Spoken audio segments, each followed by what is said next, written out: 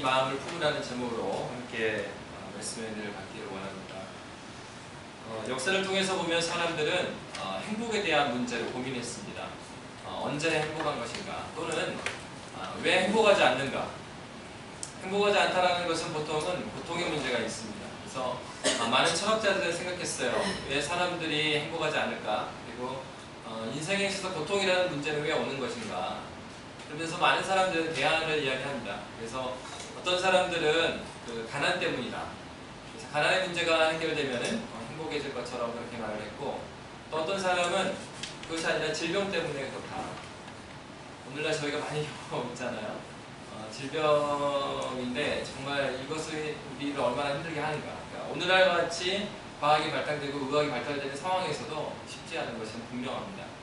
그리고 또 어떤 사람들은 전쟁의 고통이 사람들을 어렵게 한다. 그래서 평화가 오면 우리에게 행복이 올 것처럼 이야기했습니다. 그러나 역사가 우리의 경험이 보여주는 것은 우리가 경제적으로 여유가 있다 하더라도 모든 부자가 행복을 느끼는 것은 아닌 것처럼, 또 그리고 모든 건강한 사람이 행복을 느끼는 것은 아니고, 또 전쟁이 없는 평화의 시대가 있다 하더라도 그 가운데 모두가 행복을 느끼지 않는 것처럼 우리의 삶이라는 것은 사실은 철학자들이 말한 그런 많은 원인들이 근본적인 문제는 아닌 것입니다. 성경은 우리에게 이렇게 말하고 있습니다. 근본적으로 사람 안에 있는 그런 죄의 본성이 바뀌지 않는 이상 사람은 참된 행복을 느낄 수가 없다. 그렇습니다. 인간의 욕망은 무한합니다. 그 이유는 하나님께서 우리를 이렇게 만드셨기 때문에 그래요. 그리고 그 무한함으로 채워질 수 있는 것은 무한으로 가능한 것입니다. 그래서 사람이 그 무한한 욕망과 무한한 마음, 그것은 무한하신 하나님으로만 채워지는 것이죠. 그런데 사람들이 하나님을 떠났을 때 그들은 하나님으로 채우려고 하는 것이 아니라 유한한 그 무엇으로 채우려고 하기 때문에 채워지지 않는 것이죠. 바로 바울 사도가 오늘 그 빌립보 교회를 향하여서 하는 권면은 바로 그것입니다. 그 기쁨의 공동체, 그리고 그리스도의 복음에 합당한 공동체가 되기 위해서 한 가지가 너에게 꼭 필요하다. 바로 그것이 무엇인지를 오늘 본문은 우리 가르쳐주고 있습니다. 그러면 교회가 교회되게 하는 그 한 가지는 무엇인가? 우리 5절 말씀 빌립보서 2장 5절 함께 읽도록 하겠습니다. 2장 5절 읽습니다. 시작. 너희 안에 이 마음을 품으라. 곧 그리스도 예수의 마음이니. 오늘 본문은 너희 안에 이 마음을 품으라 라고 말하고 있습니다. 빌립보서 말씀에 보면은 1장에서도 그렇고 2장에서도 그렇고 계속해서 이제 마음을 품으라 라는 단어가 나오는데, 이 품으라는 단어는 프로네이테라는 단어입니다. 이것은 앞에서 말했던 프로네이, 그러니까 생각하다라는 단어이에요. 그러니까 이것은 지금 이제 우리말로는 마음을 품어라 이렇게 되어 있지만은 생각하라는 거예요. 너희 안에 이 마음을 생각하는 것, 그것이 바로 그리스도의 복음에 합당한 공동체로, 또 그리스도의 복음에 합당한 사람으로 사는 길이라. 그것이 하나밖에 없다. 너희 안에 이 마음을 품으라. 그러니까 이렇게 생각하라라는 거예요. 너 어떻게 생각하라? 곧 그리스도 예수의 마음이다. 그러니까 예수님께서 생각하는 것처럼 우리가 생각해야 한다라고 말하는 것입니다. 물론 이제 이 본문은요, 그 5절 말씀은 두 가지로 해석이 가능합니다. 그래서 첫 번째는 그 그리스도 예수의 마음을 본받아서 살아가, 이렇게도 해석이 가능해요. 그런데 이제 또 하나의 해석은 바로 이러한 사고방식, 예수님께서 생각하시는 것처럼 너희 공동체 안에 이러한 사고방식을 가져라. 그래서 이 너희 공동체는 진정으로 그리스도 예수 안에 있는 공동체이다라고 해석이 가능합니다. 차이가 뭐냐면, 앞에는 예수님께서 사시는 것처럼 살아가라라고 해석하는 거예요. 예수님께서 행하신 모본을 따라가라 이런 뜻이고, 두 번째 해석은 예수님께서 가진 생각대로 살아라. 첫 번째는 모본을 강조하는 거고요. 두 번째로는 그들의 정체성을 말하는 거예요. 그러니까 이 본문을 좀 균형 있게 해석하려면 예수님께서 우리를 누구로 부르셨기 때문에 그에 합당하게 살아가라라고 해석하는 것이 1장에서부터 말하는 문맥에 맞는 것이죠. 그래서 바울의 초점은 이것입니다. 공동체적으로 생각해라. 너희 안에, 너희 가운데 이 마음을 품어라. 이렇게 생각해라. 어떻게 해요? 예수 그리스도께서 생각하신 것처럼 공동체적으로 생각하라는 것입니다. 이것을 다시 말하면 생각을 가지라는 것은 세계관에 대한 얘기예요. 그 얘기는 세상을 바라보는 것을 말하는 것입니다. 신자인데 신자인 것처럼 살지 않았을 때에 교회가 듣게 되는 것은 세상에 이제 지탄을 받게 됩니다. 그러니까 믿지 않는 사람도 어떻게 생각하냐면은 예수 믿는 사람이 또 예수 믿는 교회가 어떻게 해야 한다는 것은 알고 있죠. 그래서 어떤 말을 듣습니까? 어떻게 교회가 그럴 수 있느냐, 또는 너는 어떻게 교회가 있는데 그렇게 할 수 있느냐, 이 얘기를 하는 것은 믿지 않는 사람들도 생각하고 있고요. 어떤 생각을 하고 있습니까? 최소한 너는 본인은 그렇게 하지 않으면서도 똑같은 직급에 있고 똑같은 일을 하는데 예수 믿는 네가 그럴 줄은 몰랐다. 자기가 할 때는 뭐 그럴 수 있다고 생각하면서 믿는 사람이 그렇게 하면 다르게 온다는 거죠. 이것은 기본적으로 예수를 믿는다는 것은 이 세상을 바라보는 시각 자체가 다르다는 것을 뜻하고 있습니다. 결국은 세상을 바라보는 눈에 대한 얘기예요. 세계관에 대한 얘기예요. 그러니까 바울 선생이 말하는 것은 뭐냐면 우리가 예수 믿고 천당 가는 것 단순하게 이것이 복음이라고 말하고 있지 않아요. 물론 분명히 이러한 세계관을 가지려면 첫 번째로 예수 믿고 참된 그리스도인이 되는 것이 첫 번째 일이죠. 그렇게 되지 않고는 예수님께서 말씀하신 모든 것들이 동의가 안 되거든요. 그러니까 분명히 예수 그리스도를 믿고 새롭게 됨이 되게 필요하고, 그리고 이제 두 번째로 필요한 건 뭐냐면 그렇게 예수를 만났어요. 그럼 끝나는 게 아니라 이제 시작된 것입니다. 영적으로 이제 태어난 거죠. 아이가 응애하고 태어났습니다. 근데 이 아이가 태어났으면 이 아이는 이 세상을 살아갈 수 있는 시각들을 배워가죠. 1차적으로는 그 양육자들한테 배워갑니다. 양육자라고 표현한 얘기는 할머니 밑에서 자란 아이들은 그 할머니가 가지고 있는 눈으로 많은 것들을 봐요. 많은 세상에서 오는 많은 일들이나 또 그 자극에 대한 반응을 양육자를 따라하는 거예요. 그래서 이게 막 태어나면요, 그 아동학자들은 그렇게 이야기를 하죠. 12개월까지가 아주 중요해요. 가장 중요해요. 그래서 지금 김봉수 지사님이 가장 중요한 시기를 사는 것입니다. 자기에게 가장 중요한 시기. 그러니까 아이들이 1년 동안에 나타나는 반응은요, 그 옹알이라고 그러잖아요. 그거는 아이들이 어떤 그 좋음과 나쁨에 대한 생각을 가지고 있기 때문에 그렇게 반응하는 게 아니라 그 부모의 반응을 흉내내는 거죠. 그러니까 양육자가 할머니가 됐든 뭐 할아버지가 됐든 엄마가 됐든 아빠가 됐든 엄마 아빠가 행복한 가정은 그 꼬마 아이가 그걸 배우는 거예요. 그러니까 이제 그런 말이 있습니다. 그 엄마는요 수다장이가 되는 거예요. 엄마는 수다장이가 되는 거예요. 그 얘기는 뭐냐면 아이들이 처음에 태어나서는 이 뇌가 다 완성이, 물론 이제 완성품으로 나오지만은 이게 먼저 깨어나 있는 것은 정서를 주관하는 뇌가 먼저 움직여요. 그러니까 인지가 먼저 생기는 게 아니라 정서의 뇌가 먼저 활동하기 시작합니다. 그러면은 얘가 이제 막 울어요. 그러면 울면은 엄마들이 가서 이제 기저귀도 보고, 처음 엄마들은 이제 왜 그럴까 하면서 막 관찰하기 시작하고 뭐 찾아내죠. 근데 오래된 엄마, 할머니들 딱 보면서 아이고 기저귀네, 기저귀. 둘째, 셋째 키우시면 좀 이제 많이 알죠. 그러면서 이제 아이들이 뭘 배우느냐. 그러니까 아이가 막 울면서 할 때 엄마가 이렇게 말해주는 거예요. 기저귀가 축축해져갖고 짜증이 났구나. 갈아줄게. 되게 기분이 안 좋았겠네. 그러니까 정서를 읽어주는 표현을 해주는 거예요, 엄마가.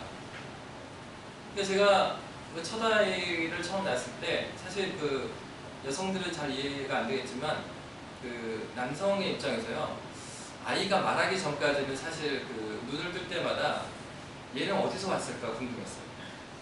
얘 누구지? 여성들은 아이가 생길 때부터 몸의 변화를 느끼기 때문에 아이하고 굉장히 이제 정서적인 교감부터 해갖고 친밀합니다. 남자 입장에서 저희 첫애가 태어났는데 뭐 말을 하는 것도 아니고 뭐 이렇게 표정을 이렇게 짓긴 하는데 뭐 이걸 나를 따라 하는 건지 뭐 그냥 하는 건지 모르겠고 한 6, 7개월 동안 얘는 누굴까? 얘는 어디서 나타나서 나를 이렇게 힘들게 할까? 별로는 이제 정서적인 교감이 없었어요. 근데 이제 살아야 하니까 이제 뭐 이렇게 저렇게 해라는 것들 중에 아이한테 이 책을 읽어주라는 거예요. 달림안녕이라고 그런 책이 있습니다. 달림안녕. 이게 이렇게 잘 자도록 계속 해주는 거예요. 근데 오감으로 여러 가지 것들이 있는데 자오지가 매일 책을 읽어주는 거예요. 처음에 읽어주는데 정말 짜증이 났어요.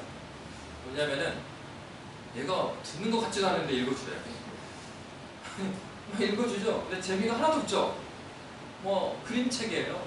한 페이지에 글자도 한 문장이나 밖에 없는데 뭐 이렇게 얘가 있고요. 뭐 다리 뜨고 뭐 다리 쓰니까 달림 안녕하고 그리고 또 뭐 그렇게 하면서 자는 거예요. 이제 내용은 뭐 달림도 자고 구름도 자고 이렇게 하니까 나도 자자 뭐 이런 내용이에요. 근데 그거를 매일 하는 거예요. 매일. 근데 이제 이거를 한 몇 달 하니까 뭘 하게 되냐면 똑같은 내용이고 똑같이 읽는데 아이가 한 이제 6개월, 7개월 타니까 말을 하지는 못하는데 내 감정에 따라서 이 아이가 이 책을 다르게 읽는 거죠.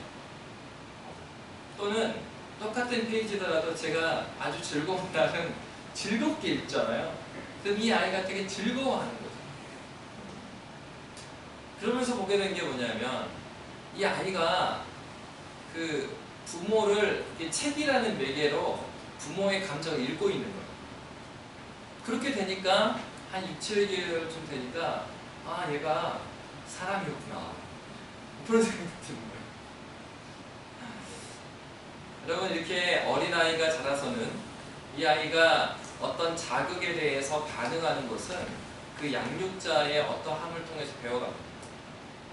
그러니까 여러분 첫 번째로는 신자는요 먼저 태어나야 되는 거죠.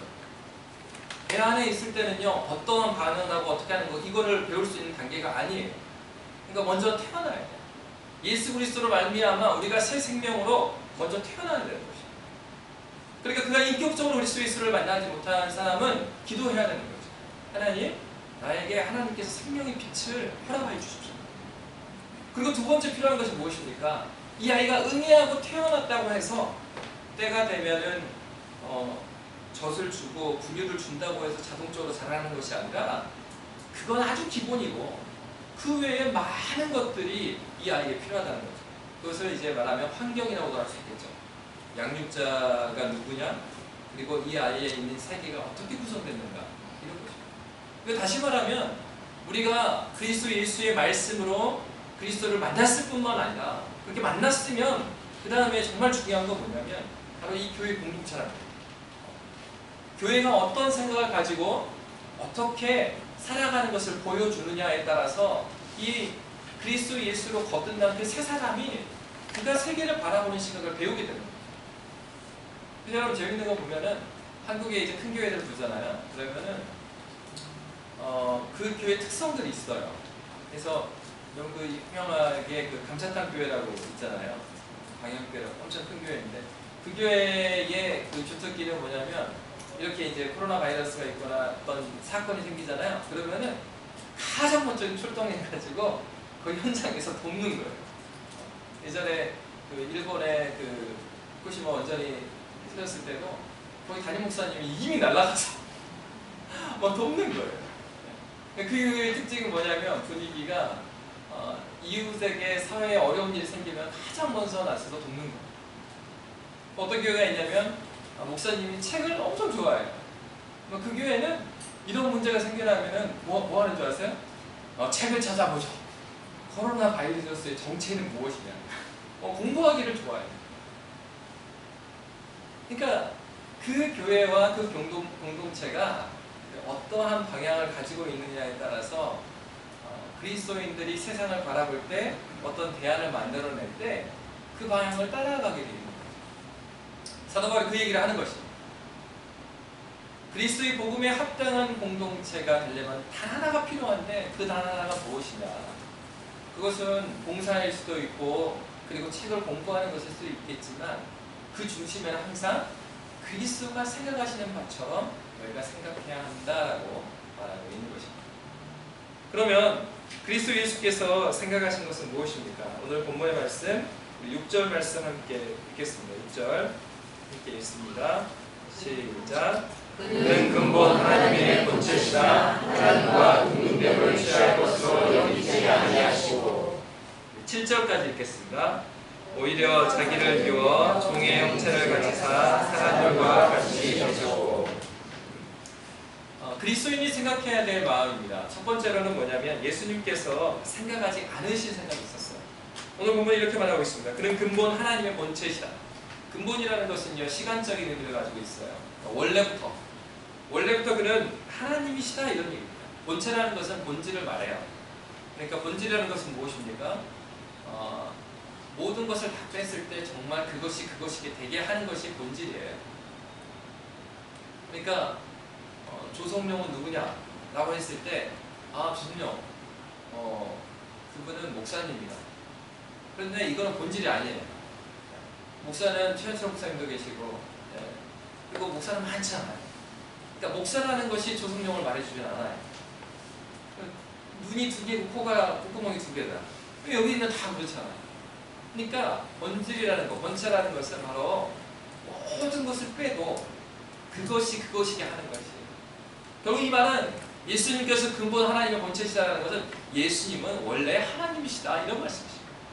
그러니까 원래 하나님이시니까 예수님이 가지고 계시는 것은 하나님의 지위와 권세와 능력, 하나님께서 가지신 모든 것을 가지고 계셔요.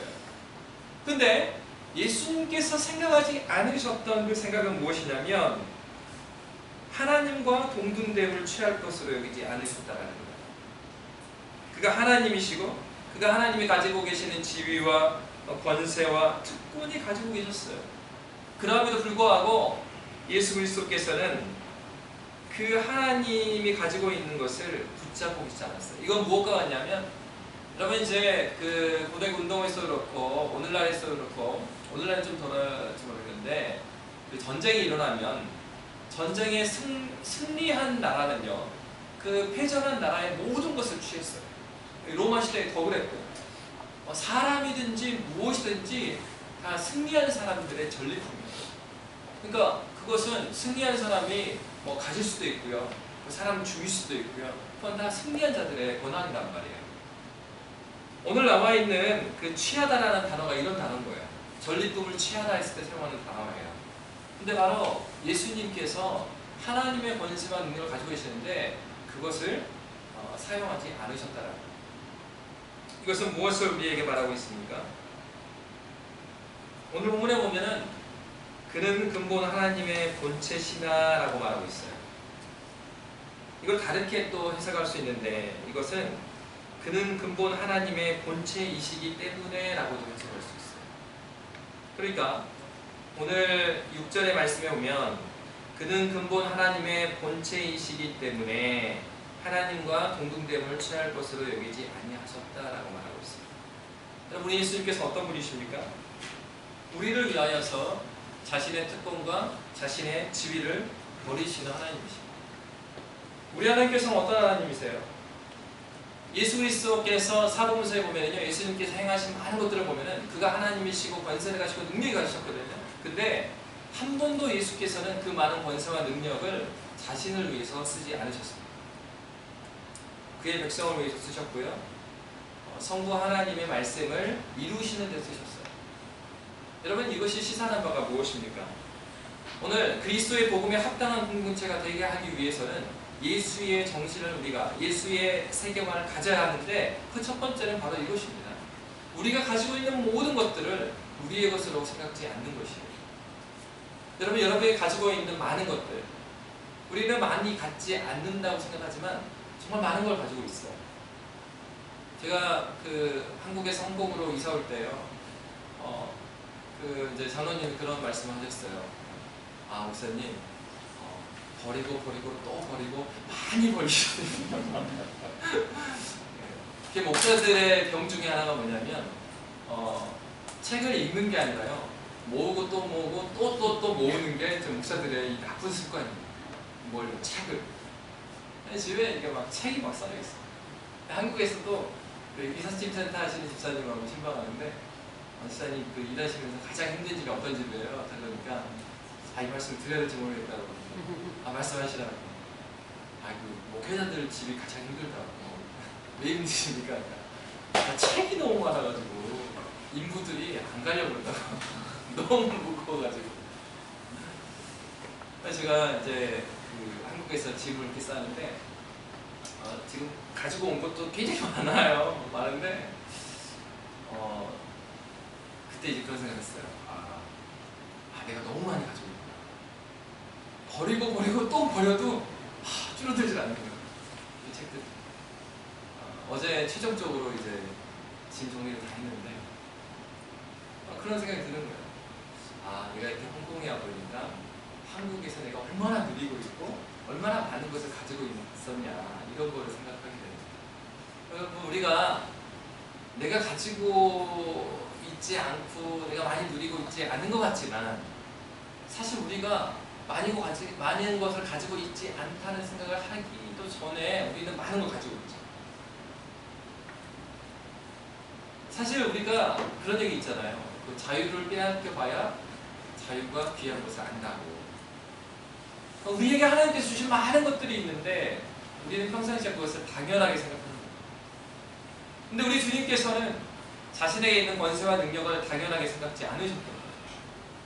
왜요? 이 죄에 대한 문제는 우리를 위해서 그리스도 예수께서 죽으신다는 것은요, 하나님이 죽으셔서 해결되는 문제가 아니죠. 왜요? 죄를 누가 졌습니까요?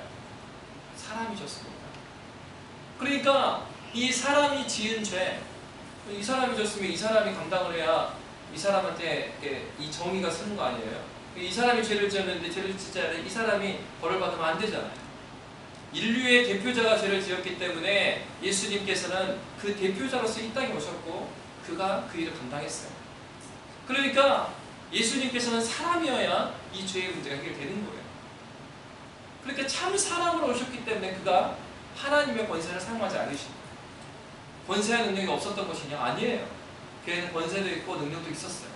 그러나 그 권세와 능력을 마땅히 자기가 누려야 될 것으로 생각하지 않으셨던 거예요. 여러분, 그리스도의 복음에 합당한 공동체로 세워진다는 것은 바로 이것입니다. 우리가 가지고 있는 것, 그게 시간일 수도 있고요, 탤런트일 수도 있고요, 그리고 관계일 수도 있고요, 그리고 돈일 수도 있고요.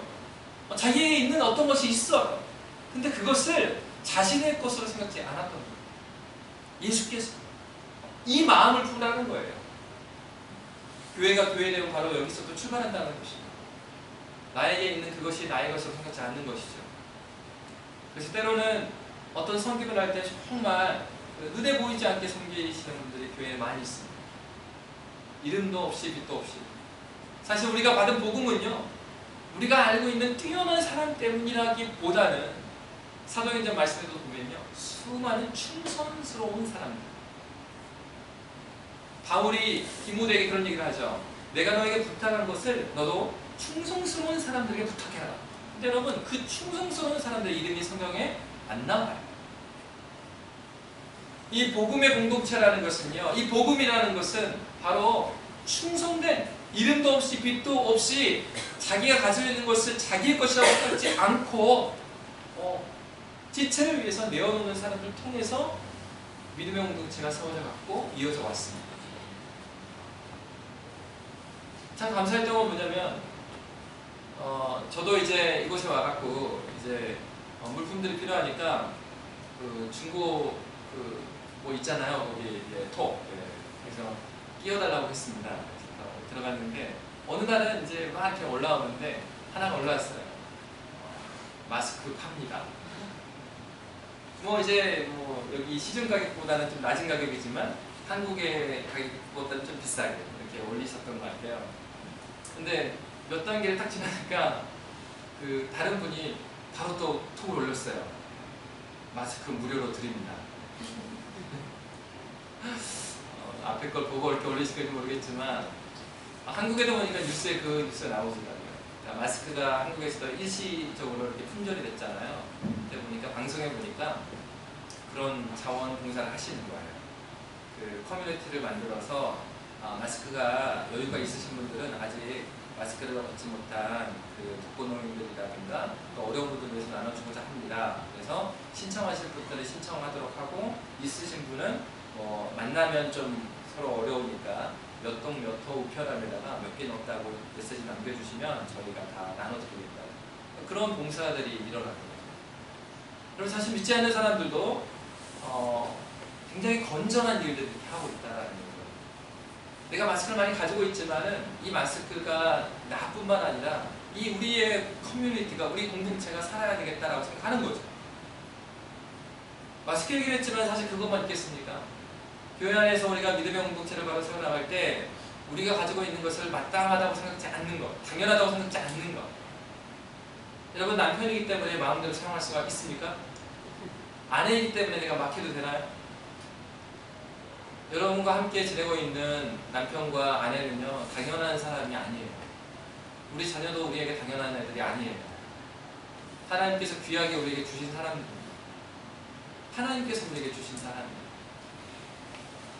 우리가 생각하는 많은 것들은 당연한 것이 없습니다. 그리스도 예수의 죽기까지 순종하심으로 말미암아 우리는 지금의 이 관계 가운데 있는 것입니다. 바로 예수께서 하지 않으셨던 생각은 바로 이것이에요. 사실상 자신에게 마땅한 것이 있지만 그 마땅한 것을 자신의 것으로 여기지 않으셨던 것. 바로 그것이 첫 번째로 그리스도 예수로부터 우리가 배워야 될 생각입니다. 오늘 두 번째 말씀은 어떻게 말하고 있습니까? 7절의 말씀에 보면은 예수님께서 그러면 하셨던 생각은 뭐냐? 오히려 자기를 비워 종의 형체를 가지사 사람들과 같이 되셨다라는 것입니다. 자기를 비우셨어요. 자기를 비우셨어요. 자기를 비우셨다는 것은 하나님이 아니게 됐다는 말이 아니라 그가 분명히 하나님이신데도 불구하고 자신의 모든 것들을 마땅히 내려놓으셨죠. 그리고 그렇게 내려놓으신 것만 해도 너무나 감사한 일 아닙니까? 그가 사람이 되신 것만 해도. 왜냐하면 하나님께서 어떤 하나님이세요? 무한하시고 영원하고 불변하시잖아요. 하나님은 없는 것이 없으시잖아요. 여러분 제가 처음에 홍콩에 오니까 그게 어렵더라고요. 뭐가 어려웠냐면 모든 게 이렇게 작은 거예요. 그래서 그 집도 그렇고 이 건물들은 또 너무 높잖아요. 그러니까 한국에서 보였던 하늘이 훨씬 덜 보이는 거예요. 그러니까 한 2주 동안에는 뭐 이렇게 답답한 거예요. 그러니까 이렇게 그래도 여기는 이제 신화축이잖아요. 가깝잖아요. 그러니까 바닷가에 가서 설교 준비하는데 바닷가에 카페 가서 설교 준비하고 확 튀어지는 거죠. 여러분 바로 이것입니다. 그러니까 우리는요 무엇인가 많은 것들을 주어졌다가 그것이 확 줄어드는 걸 느끼면 답답함을 느껴요. 근데 여러분 물론 하나님이 그런 분은 아니세요. 그러함에도 불구하고 하나님께서는 무소부지하시잖아요. 없는 것이 없으시잖아요. 어떤 형체에 갇혀있는 분이 아니시잖아요. 근데 그분이 육체를 입으신 거예요. 우리가 이 조그마한 불편에도 우리는 답답함을 느끼는데 하나님께서 그것이 정말로 하나님에게 편하신 거겠냐는 거죠. 물론 이렇게 사람이 생각하는 것처럼 하나님이 생각할 수는 없지만 하나님께서 육체를 입지 않으셔도 됨에도 불구하고 우리를 위해서 육체를 입으셨는 거예요. 그러니까 성육신이라고 그러잖아요. 그러니까 사람의 몸을 입고 오시는 것 자체도 너무나 우리에게서는 감사한 일이죠. 근데 예수께서는 거기서 멈추지 않으셨어요. 오늘 본문에서 뭐라고 말하고 있습니까? 종의 형체를 가지셨어요. 예수님께서 이 땅에 오셨어요. 육체를 입고 오셨어요. 그런데 예수님께서 환영받고 오셨습니까? 아무도 취급해주지 않는 말 구유에서 나셨어요. 여기서 보니까 이제 그 홍콩에서 아이를 낳는 방법, 병원에 가서 낳는다고. 근데 병원에서도 하루 있으면 나가세요 이러시더라고요. 한국에 있는 엄마들이 그러면 깜짝 놀라야 되거든요. 한국에서 뭐 병원에서 2, 3일 있고 그다음에 조리원에 막 2주, 한 달 막 있고 이렇게 하는데 이 한국에서 홍콩마다 이런 거 놀라잖아요. 근데 예수님께서 이 땅에 오셨는데 어느 하나 누가 지켜보지 않는 그런 곳에서 특히나 오늘날 같은 코로나 같은 상황이라면은 말구 위에서 난다. 아 이거 보건상 이게 되겠어요? 사모에게도 그렇고 애기한테도 그렇고 예수님께서 종의 형체를 가졌습니다. 인간으로서 가질 수 있는 가장 낮은 자리를 그가 거르셨어요.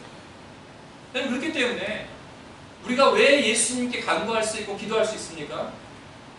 예수님께서는요 우리가 경험한 그 모든 것들을 친히 거르셨어요. 그렇게 나셨을 뿐만 아니라 그가 일생 동안에 고난을 겪지 않으십니까? 제자들한테 가족들한테 배신당하고 그런 많은 배신의 것들, 그리고 아무런 죄를 범한 것도 없고 오히려 그들을 위해서 기적을 일으켰음에도 불구하고 그들이 호산나 호산나 했던 그들이 나중에는 돌을 던집니다. 침을 뱉습니다. 그런 모욕을 받으셨습니다. 왜 그랬습니까? 그가 우리를 위하여서 자기를 비웠고 종의 형체로 가장 낮아지셨던 것입니다. 이것은 자기를 비웠다라는 것은 굴욕을 받아들이고요 권리를 포기합니다. 여러분 이거 쉬운 일 아니잖아요. 저도 짧게 직장생활을 하는데 직장생활 할 때 보니까 우리 집사님들이 돈을 그냥 벌었던 게 아니고요. 자기의 자존심은 다 이미 내놔야 되고 그리고 그것보다 더한 것도 하면서 그 결과가 이 월급으로 오는 거고 그것이 또 헌금이고 삶에 묻어나 있는 것이고 제가 만약에 아주 짧은 기간 동안에라도 직장생활을 하지 않았다면 거기까지 생각 못했을 것 같아요. 우리 주님께서요 이런 굴욕을 받아들이셨어요. 사실 여러분 사람이 무시당하면요 일하면서도 내가 생계를 위해서 일하고 나의 천직을 생각해서 일을 하지만 그 어떤 모욕을 당했을 때 그것을 참아내는 것은 쉽지 않아요. 굴욕을 받아들인다? 이거 쉬운 일 아니거든요. 왜냐하면 내가 죽어야 된다는 얘기예요. 내 존재를 그냥 날려보내야 가능한 거죠. 주님께서는 굴욕을 받으신 거예요. 그리고 굴욕을 받아들이고 권리를 포기하신 거예요. 예수님께서 우리에게 하셨던 그 두 번째는 바로 이것입니다. 가장 낮아지셨고 약해지셨고 죽음이라는 가능성에까지 자신을 내놓으셨습니다. 가장 높은 곳에서 가장 낮은 곳으로 기꺼이 오신 거예요. 우리가 생각해야 하는 것이 바로 이 지점에 있습니다. 그것은 내가 마땅히 누려야 할 그것들을 마땅하다고 생각지 않고 가장 낮은 곳에까지 순종하는 것입니다. 교회 공동체가 세워지는 것은요 앞에서 많은 말을 하고 주도하는 사람에 의해서 교회가 세워지는 게 아니에요. 사실상 어떤 사람들 통해서 때로는 그가 직분자가 아닐 수도 있어요. 그럼에도 불구하고 하나님의 말씀을 듣고 정말 착한 마음을 가지고 하나님께서 착한 마음을 가지고 보이지 않는 그곳에서 하나님의 말씀에 순종하는 그 사람을 통해서 하나님께서는 그의 교회를 세워주십니다. 왜요? 그리스도 예수께서 바로 그러한 삶으로 교회를 세우셨기 때문에 이 교회의 터가 바로 거기에 있기 때문에 그래요. 많은 곳에 드러나는 그것이 아니라 그리스도 예수의 아주 저 밑에까지 낮아지는 그 마음, 바로 그것을 우리에게 가르쳐줬습니다. 여러분 당대에 이 서신서, 이 편지를 받는 빌립보 교회에는요 이 이슈가 굉장히 민감한 이슈였어요. 왜냐하면 빌립보라는 도시가 어떤 도시였습니까? 그것은 제2의 로마라고 불렸던 곳이에요. 굉장히 로마의 복음, 그것은 어떤 권력, 시민권자는요 시민권자의 시민권의 권리를 행사하는 것이 시민권자로서의 의무이기도 했어요. 그러니까 어떤 얘기 있습니까? 사도행전에서 사도 바울을 묻지도 않고 이제 감금하고 때렸을 때 사도 바울이 그 얘기를 하잖아요. 너희가 내가 로마 시민권자인 나를 죄를 묻지도 않고 나를 때리고 감금한 것을 내가 상고하겠다 하니까 그들을 쳤던 그 군사들이 두려워합니다. 바로 그런 시대예요. 여러분 바로 그런 시대에 시민권자의 로마의 시민권을 포기하는 것처럼 살아간다는 얘기죠. 나에게 있어서는 당연한 것인데 그 권리를 포기하면서 살아가는 거예요. 마땅히. 왜요? 하나님께서 나에게 주신 사명, 교회를 위해서 그가 부르심을 받았기 때문입니다. 바로 그러한 삶을 살아가는 것입니다. 예수님께서 보여주시는 것이 바로 이런 것입니다. 그는 어떻게 순종했습니까? 죽기까지 복종했다. 죽기까지. 여러분 이것은 오늘 본문은 정말 설교하기 부담스러워요. 왜냐하면은 저도 죽기까지 이렇게는 안 하는 것 같아요. 저도 이렇게 나이가 어리지만 목사로서 존중받고 싶고 또 사람으로서 존중받고 싶은데 오늘 본문은 뭐라 그러냐면 죽어야 된다는 거예요.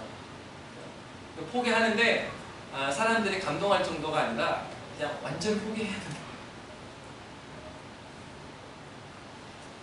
관계 가운데 살아가다 보면 이제 그런 생각을 많이 하게 되는 것 같아요.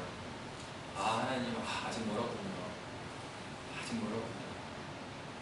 겉으로는 그렇습니다. 이렇게 하지만 내 안에 일어나는 수많은 그런 내 자신의 자존심을 생각하는 정당한 외침들이 이 안에 많이 있어요. 그것을 대할 때마다 죽기까지 그리스도께서는 복종하셨고 그가 십자가를 지셨을 때 그를 환호했던 많은 사람들이 그에게 그가 하지도 않은 것들을 모욕하고 죄를 뒤집어쓰게 만들고 그렇게 했을 때 예수께서 어떻게 말씀하십니까? 침묵하셨거든요. 어떤 말씀하지 않으셨어요. 그저 그가 말씀하셨던 건 뭐냐면은 네가 유대인의 왕이냐라고 물어봤을 때 내가 그다. 내가 유대인의 왕을 봤다. 하나님께서 말씀하셨던 그 말씀만을 답변하신 거예요. 예수 그리스도에게는 하나님의 말씀을 순종하는 것이 그의 인생의 최대 목표인 거예요. 그렇게 걸어가는 거예요. 여러분 이 목표는 굉장히 높습니다. 쉬운 건 아니에요. 그렇지만 바울 사도가 말합니다. 빌립보 교회가 그리스도의 복음에 합당한 공동체가 되려면 너희가 이 마음을 품어야 한다. 죽기까지. 나는 나의 것이 아니고 살아서나 죽어서나 나의 유일한 미로는 오직 예수 그리스도 한 분뿐입니다. 라고 하는 신앙의 고백처럼 우리에게 요청하는 것이죠. 그러나 여러분 분명한 것은 이건 굉장히 부담스러운 말씀이면 분명해요. 그러나 하나님께서 성경을 통해서 우리에게 주신 말씀입니다. 그런데 여러분 하나님께서는 이렇게 가장 낮아지시고 약해져 있고 그리고 많은 죽기까지 수고를 당하셨음에도 불구하고 하나님은요 그의 백성들을 그대로 내버려 주시지 않는 하나님이십니다. 하나님께서 이렇게 순종한 예수 그리스도를 어떻게 대하셨는지 우리 7절부터 함께 보도록 하겠습니다. 9절부터 함께 보도록 하겠습니다. 우리 9절, 10절 말씀 함께 읽을게요. 자, 시작. 또 하나님의 그를 지키시며 모든 일 중에 편안한 일을 주사 하늘에 있는 자들과 땅에 있는 자들과 땅 아래에 있는 자들로 모든 눈물을 예수의 이름에 굴게 하시고. 첫 번째로 하나님께서는 예수님을 지극히 높이셨습니다. 우리 하나님께서는 어떤 하나님이십니까? 우리 하나님은 정의의 하나님이세요. 정의의 하나님이시라는 것은 공평과 정의의 하나님이시라는 것은 무고한 자의 고난을 고생 자체로 끝내게 하시는 하나님이 아니라는 거예요. 여러분 예수 믿는 신자로서 여러분이 살아갈 때에 오는 고통과 고난이 있을 것입니다. 하나님께서는요 그런 고난을 그냥 주시는 것은 아니에요. 왜냐하면 하나님께서는 공평과 정의의 하나님이시기 때문에 그래요. 그래서 그의 백성이 예수 때문에 예수의 십자가 때문에 받는 그런 고난 가운데 있을 때 하나님께서 분명히 그것을 기억하고 계십니다. 그래서 하나님께서는 그러한 사람 때로는 우리는 정말 어려움이 시작될 때 그렇게 부를 수 있어요. 하나님 도대체 어디 계십니까? 하나님 왜 나에게 또는 하나님 왜 우리 가정에 또는 하나님 왜 우리 교회에 또는 하나님 왜 이 땅에 이런 지속적인 어려움을 주십니까? 라고 우리는 물을 수 있습니다. 그러나 우리가 느껴지기에 하나님이 계시지 않는 것처럼 보이고 때로는 하나님께서 나를 돌아보고 계시는 것 같이 느껴지지 않을 그때에도 우리 하나님께서는 여전히 공평과 정의의 하나님이시다. 그리고 그 공평과 정의의 하나님께서 나를 사랑하시는 하나님이라고. 그리고 공평과 정의의 하나님이시고 나를 사랑하시는 그 하나님께서 나의 아버지라는 사실입니다. 변하지 않아요. 여러분 이 홍콩 가운데 어려운 일들이 계속해서 오고 있을 때 저도 정말 마음이 아파요. 우리 지체들의 어려움들을 볼 때마다 할 수 있는 것이 없고 하나님께 기도하지만 때로는 하나님 정말 하나님께서 은혜를 주십시오. 그런 기도인 거예요. 하나님께서는 권능의 하나님이시고 공평과 정의의 하나님이시지 않습니까? 하나님, 이 어려운 기간을 지나고 있는데 하나님께서 기억해 주십시오. 이 어려운 기간임에도 불구하고 주의 백성들이 주님을 키워가고 있다는 사실을 주께서 기억해 주십시오. 그래서 이 정의 하나님께서 신자들이 하나님 앞에서 그 믿음을 가지고 살아갈 때 그것을 기억하시는 하나님. 그래서 그런 무고한 고난 가운데 넘어지게 하시지 아니하시고 우리 예수 그리스도의 죽기까지 복종하셨을 때에 그를 어떻게 하셨습니까? 하나님이 그를 짙게 높여 모든 이름 위에 뛰어난 이름을 주셨다고 했어요. 여러분, 모든 이름 위에 뛰어난 이름이 무엇입니까? 유대인에게 있어서 이것은 바로 여호와라는 이름이었어요. 이 유대인들은 여호와라는 이름을 직접 부르지 못했거든요. 여기서 나온 말이 무슨 말입니까? 모든 이름 위에 뛰어난 이름을 주셨대요. 이 이름이 누구예요? 야훼, 여호와. 예수에게 여호와의 이름을 다시 주셨다는 거예요. 예수께서는 어떻게 하셨는데요? 그가 하나님이심에도 불구하고 하나님이심을 그가 버리셨어요. 근데 성부께서는 다시 예수를 하나님으로 세우셨다.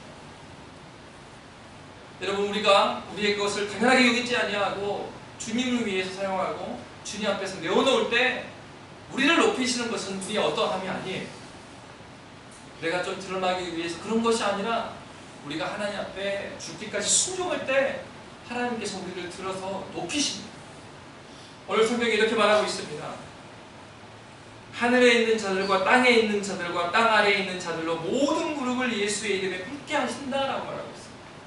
여러분, 이것은 한편으로는 사람을 말하는 거죠. 하늘에 있는 자들, 이미 죽은 자들, 그리고 땅에 있는 자들, 지금 살아있는 자들, 그리고 땅 아래에 있는 자들, 하나님 나라에 가지 못하는 그런 자들까지도, 또는 더 확장해서 보면 모든 피조물이 어떻게 해요?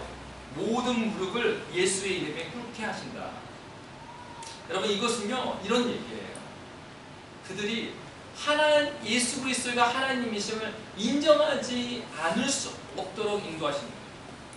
여러분, 그 예수 그리스도의 말씀처럼 우리가 순복하고 하나님께 나아갈 때 하나님께서 그의 백성에게 베푸시는 은혜가 무엇이냐면 하나님께서요 그를 존중히 여기시는 거예요. 어떤 사람에게?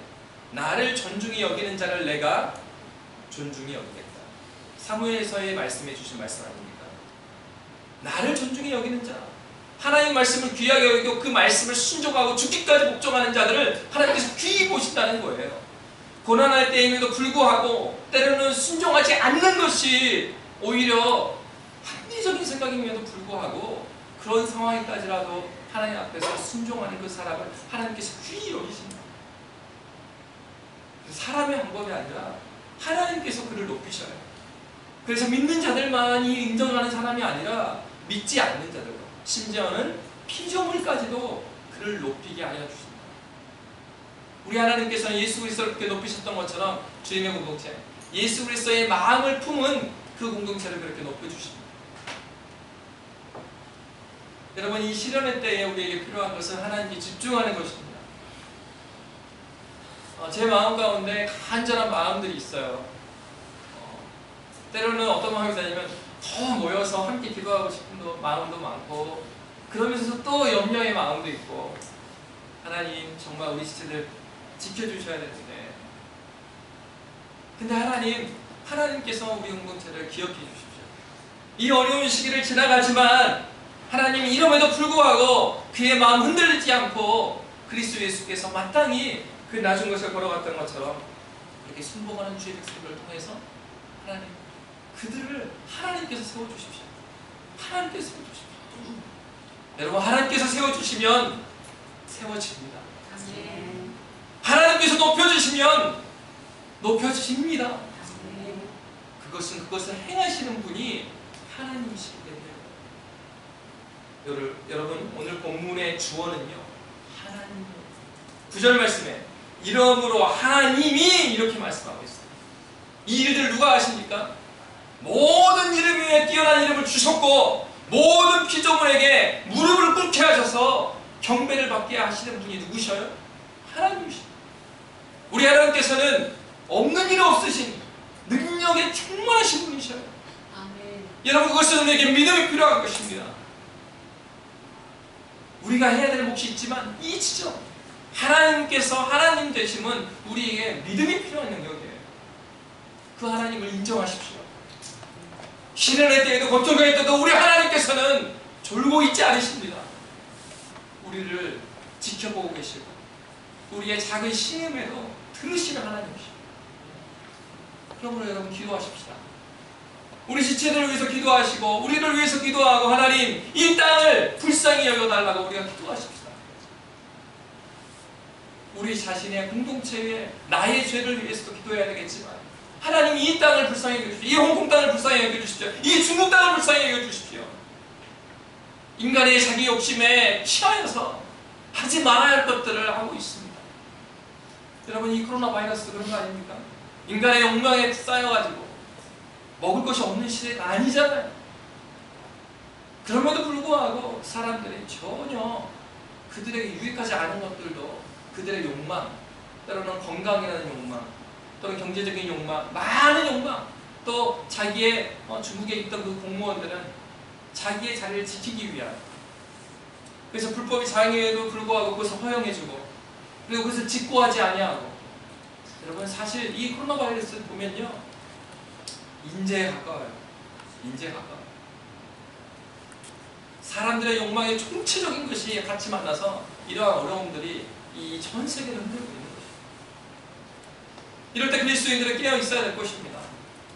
우리가 우리의 욕망을 그리스도 예수의 복음 안에서 녹이지 않고 깨트려지지 않으면 하나님께서 이 세상에 주신 법칙 가운데서도 이러한 어려운 재앙들이 오게 되는 것이죠. 하물며 하나님 나라의 법칙 가운데 그렇지 않겠어요? 우리가 믿음 가운데 살아가지 아니하고 하나님 말씀에 순종하지 아니하고 하나님을 의지하지 살지 아니하면 하나님께서 우리를 채찍질 하실 것입니다. 그러나 하나님 말씀을 의지하고 하나님을 온전히 붙들고 이 어려운 시기에 더욱더 그리스도 예수를 붙드는 그러한 공동체에 하나님께서는 풍성한 은혜로 우리가 생각지 못한 방법으로 하나님께서 그들의 백성을 세워주실 것입니다. 누가요? 하나님께서 이 일을 하나님께서 하고 계십니다. 오늘 본문은 우리에게 말씀하고 있습니다. 하나님은 정의의 하나님이십니다. 그의 백성들을 기억하시는 하나님이십니다. 그리고 그가 친히 이 일들을 이루고 계시는 하나님이십니다. 어려운 가운데 있습니다. 예수 그리스도는 어떻게 하셨습니까? 그가 지극히 낮아지셨습니다. 자기의 마땅한 것을 마땅히 여기지 아니하시고 하나님 말씀에 순복하였습니다. 하나님께서 우리 공동체에 허락하여 주시는 것은 바로 이것입니다. 그리스도 예수께서 죽기까지 복종하셨던 것처럼 하나님 우리가 이 어려운 시기에도 하나님 타협하지 아니하고 주의 진리 말씀 붙들고 예수 의지하게 하여 주시는 것입니다. 그래서 예수가 살리게 하시고 하나님께서 높이시는 것을 경험하는 우리 개인이 되고 공동체가 되고 우리 가정이 되고 하나님 이 땅이 되도록 하나님께서 은혜를 허락하는 기도했으면 좋겠습니다. 이 시간 함께 기도하겠습니다. 이 시간에 소리내서 함께 기도했으면 좋겠는데요. 우리 자신을 위해서 기도했으면 좋겠고 특별히 중국 관련돼서 많이 사업을 하시는 지체들 또 이 땅에서도 사업을 하는 지체들을 위해서 기도했으면 좋겠어요. 가정의 경제적 어려움도 있고요. 또 육체의 연약함으로 인하여서 건강의 문제로 어려운 가정들도 있습니다. 그러나 우리 하나님께서 들으시는 하나님이셔요. 그리고 심장이 급한 앞에서 하나님께서 내버려 두시는 하나님이 아니시라 지금도 우리를 살펴보고 계시는 하나님이시고 그들을 세우시는 하나님이십니다. 이 시간에 기도했을 때 하나님 이 고난의 때에 그리스도 예수를 온전히 의지할 수 있도록 인도하시고 하나님이 세워주심을 기대하며 죽게 나아갈 수 있도록 인도하여 주십시오. 하나님께서 우리를 불쌍히 여시고 이 땅을 불쌍히 여시고 이곳 가운데 하나님의 은혜를 더하여 달라고 이 시간 함께 기도하도록 하겠습니다. 살아계신 아버지 하나님 우리의 연약하고 부족함을 주님께 고백합니다. 아버지 하나님 주님께서 우리에게 말씀하여 주셨습니다. 너희 안에 이 마음을 품으라 말씀하여 주셨습니다. 왜냐하면 하나님께서 이를 행하고 계시기 때문입니다. 아버지 하나님 우리에게 간절드립니다. 그리스도 예수의 마음으로 생각하라. 마땅히 하며 우리의 힘든 것을 우리의 것으로 여기지 아니하고 아버지 하나님 지극히 낮아지는 마음을 우리에게 허락하여 주시옵소서. 하나님 우리가 아버지 하나님 때로는 그것이 살리지 않고 때로는 하나님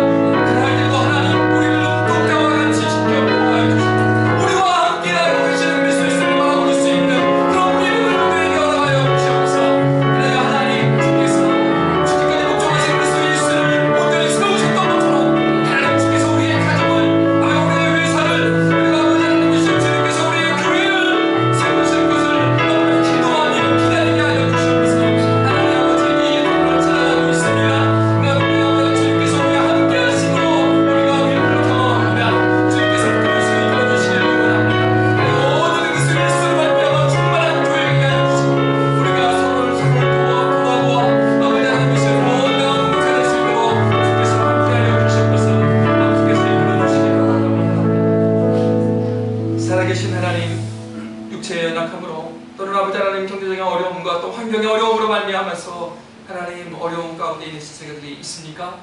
하나님 아버지 그들의 믿음을 잃어버리지 아니하도록 인도하여 주시고 여전히 죽기까지 복종하셨던 그리스도 예수의 그 길을 따라 걸어갈 수 있도록 인도하여 주시옵소서. 그래야 하나님 주께서 승복하는 저들을 친히 세우시고 하나님께서 그들을 아버지 하나님이 하나님께 영광받기에 합당하게 인도하셨던 것처럼 하나님 우리의 가정과 그리고 우리의 일터와 그리고 우리 교회 가운데에 풍성한 은혜를 더하여 주시옵소서. 주님께 선하게 지켜주시고 보호하시고 인도하실 것을 기대하오며 살아계신 예수 그리스도 이름으로 기도합니다. 아멘. 찬송가